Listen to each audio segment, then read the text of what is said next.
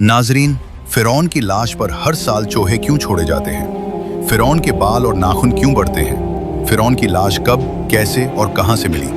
फिरौन का पासपोर्ट कब और क्यों बनाया गया? क्या यह सही है कि फिरौन की लाश मिस्र के एक म्यूजियम में रखी हुई है? क्या अब भी वो लाश है या मम्मी?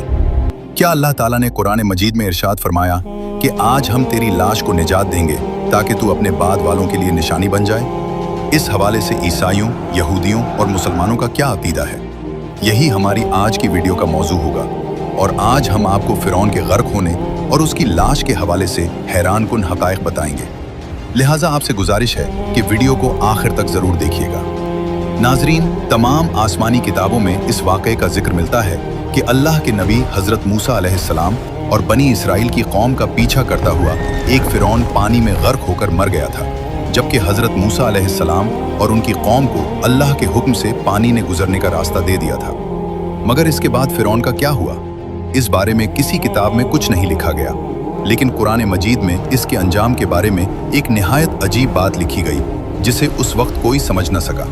कुरान पाक की सूरह यूनुस आयत नंबर 92 में अल्लाह रब्बुल इज़्ज़त इरशाद फरमाते हैं, आज हम तेरे बदन को निजात देंगे ताकि तू अपने बाद वालों के लिए निशानी बन जाए, और बेशक बहुत से लोग हमारी निशानियों से गाफिल हैं। ये वाकया आज से 3500 साल पहले पेश आया था।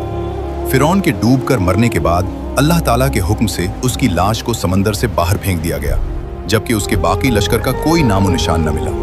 मुल्लाहों में से एक शख्स ने साहिल पर पड़ी फिरौन की लाश की शनाख्त की और दरबार को इत्तला दी। फिरौन की लाश को महल पहुंचाया गया।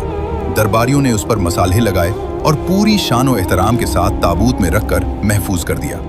मम्मी बनाने के अमल के दौरान उनसे एक गलती हो गई। चूंकि फिरौन समंदर में डूबकर मरा था और मरने के बाद काफी वक्त तक पानी में रहा, इसलिए इसके जिस्म पर समंदरी नमक की तह जम गई थी। वक्त गुजरता रहा।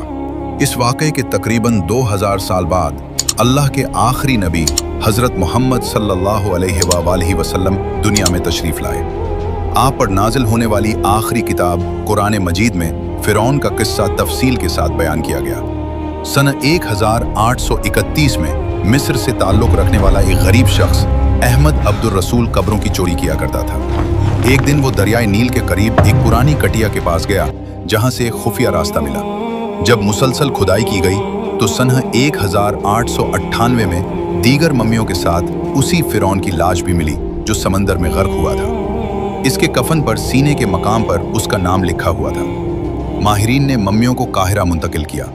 तफसीली तहकीक के बाद ये बात वाज़ेह हो गई कि यही वही फिरौन है जिसे अल्लाह रब्बुल इज़्ज़त ने पानी में गर्क किया था।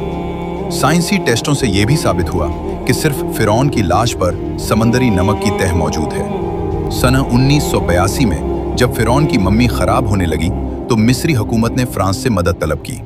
फिरौन की लाश को फ्रांस ले जाने के लिए उसका बाकायदा पासपोर्ट बनाया गया, क्योंकि उस वक्त लाश को किसी मुल्क में दाखिल करने के लिए पासपोर्ट जरूरी था। फिरौन की मम्मी माहिर डॉक्टरों की टीम के हवाले की गई, जिसकी सरबराही डॉक्टर मोर्स कर रहे थे। माइक्रोस्कोप टेस्टों के जरिए मम्मी के तमाम आज़ा का बारीक बीनी से जायजा लिया गया तो मालूम हुआ कि उसके जिस्म में समंदरी ज़र्रात अब भी मौजूद हैं और मौत की वजह पानी में डूबना ही थी। ये बात एक बादशाह के लिए इंतहाई हैरानकुन थी। डॉक्टर मोर्स ने मजीद तहकीक की तो उसे मालूम हुआ कि फिरौन की मौत के हालात मुसलमानों के नबी हज़रत मोहम्मद पर नाजिल होने वाली किताब कुरान में तफसील से दर्ज हैं। जब उसे सूरह यूनुस आयात 90 ता 92 लफ्ज़ बह लफ्ज़ पढ़कर सुनाई गई तो फिरौन का खुदाई का दावा, उसका गर्क होना, लाश का महफूज रहना और दोबारा दरियाफ्त होना सब एक ही हकीकत की तरफ इशारा कर रहे थे। नाजरीन, ये अल्लाह रब्बुल इज़्ज़त की शान, मकाम और कुदरत है कि जिस फिरौन ने खुदाई का दावा किया उसकी लाश को क़यामत तक निशाने इबरत बना दिया। फिरौन वो वाहिद शख्स है जिसकी लाश पर गोश्त तरोताज़ा है, उसके बाल और नाखून बढ़ते हैं और हर साल 15 मार्च को म्यूजियम में चूहे छोड़े जाते हैं जो इजाफी गोश्त खा जाते हैं। फिर लाश की दोबारा ड्रेसिंग की जाती है। ये लाश नहीं लगती कि 3500 साल पुरानी मम्मी हो, बल्कि एक ताज़ा जिस्म मालूम होती है। ईसाइयों और यहूदियों का अकीदा है कि फिरौन गर्क नहीं हुआ बल्कि बाद में मरा, जबकि मुसलमानों का अकीदा है कि फिरौन को अल्लाह ने पानी में गर्क किया और उसकी लाश को क़यामत तक निशाने इबरत बना दिया। डॉक्टर मोर्स ने जब आयात का तर्जुमा सुना तो वो पुकार उठा, अल्लाह सच्चा है, कुरान सच्चा है और हजरत मोहम्मद सल्लल्लाहु अलैहि वसल्लम सच्चे हैं। उसने कलमा पढ़ा और मुसलमान हो गया।